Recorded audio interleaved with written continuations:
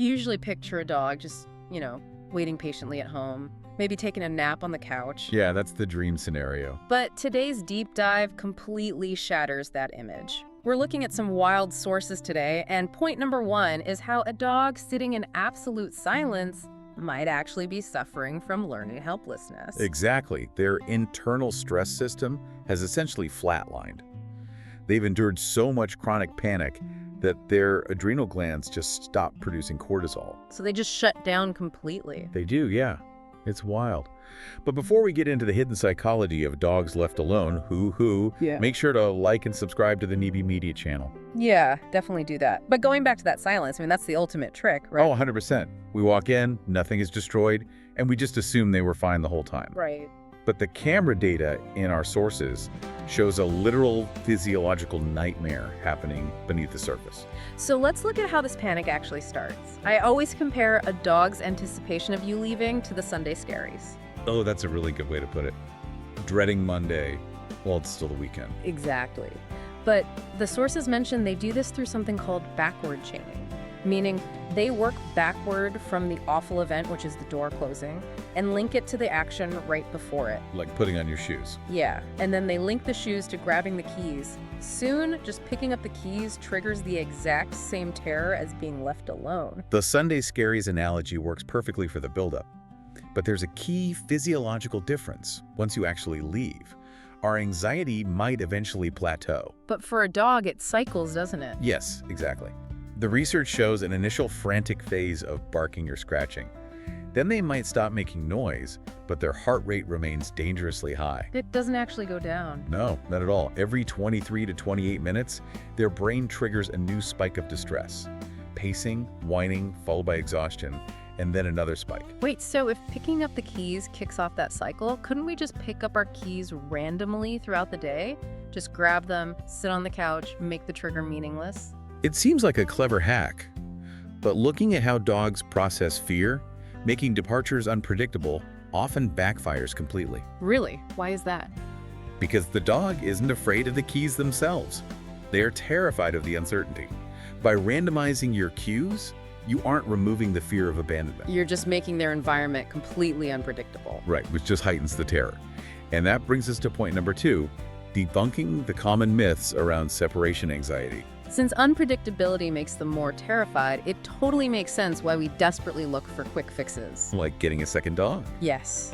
If you're dealing with this, you probably think getting a second dog will solve it. So let us know right now, do you agree a second dog fixes separation anxiety? Comment 8 for yes or comment 0 for no. I'm really curious to see those comments. Same here. And hey, make sure to like and subscribe to NiBi Media while you're down there. Absolutely. But regarding that second dog myth, the data we're analyzing provides a pretty harsh reality check. A second dog almost never helps. Because separation anxiety isn't about general loneliness, right? Exactly. It's panic over the absence of a specific attachment figure. You usually just end up with 2 dogs with different behavioral issues. And the deep dive tears down other myths too, like those pheromone diffusers.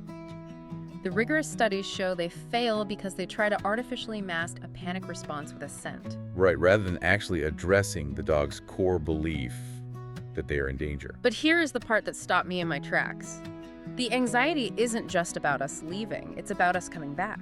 Yeah, think about coming home to a chewed-up rug. If you react with anger, the dog doesn't connect your frustration to the rug they destroyed 4 hours ago. They only connect it to the current moment, your arrival. Exactly. Your return becomes an event to brace for. So a dog anxious about you leaving becomes even more terrified about you returning. It creates a massive loop of anticipatory stress. And even more surprisingly, a study on long-term cortisol levels in dog owner pairs showed that the owner's chronic stress actually predicted the dog's stress. Wow. We are essentially passing our own anxiety down the leash. So if our stress is infecting them, how do we actually reverse the damage? Moving to point number 3, let's talk solutions. But first, last reminder to like and subscribe to NiBi Media to keep getting these deep dives. To truly rewire their brain, the sources point to graduated exposure. Okay, so how do we apply that practically? Well, you actively build the dog's belief that they are safe, and you do this through micro departures. You start with literal seconds. Just seconds, like how short are we talking? Like you walk to the door, touch the handle, and immediately step away. You don't leave for 5 minutes and hope they figure it out. Right, you incrementally build a history of your return. Exactly. You do it so slowly that their nervous system never registers a threat. Standing at your own front door for 30 seconds sounds completely absurd, though. It feels like you're doing absolutely nothing. I mean, it feels silly to us, sure, but you aren't teaching a trick. You are systematically updating their internal prediction engine. Oh, Practitioners note that once you hit a tipping point, which is roughly 40 minutes of absence, without the dog showing distress progressing to 4 or 8 hours, happens very quickly. And for severe cases. Combining this slow exposure with a medication like fluoxetine is highly effective. It doesn't sedate them, it physically shifts their cognitive bias so their brain is actually capable of absorbing these new, safe experiences. So the real valuable lesson here is that the 8 hours you are gone happen on top of the 16 hours you are together. Right, your dog's nervous system is fundamentally calibrated against yours. You are their environment. When we look at the bigger picture, these aren't bad dogs. No, and they aren't broken either.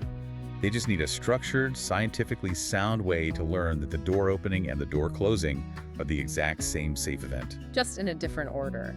Which leaves us with a fascinating question to chew on. Yeah, what's that? Well, if a dog's burnt-out cortisol and panic cycles are literal biological mirrors of our own unmanaged stress, what other seemingly random behaviors of theirs are actually just reflections of our own hidden anxieties?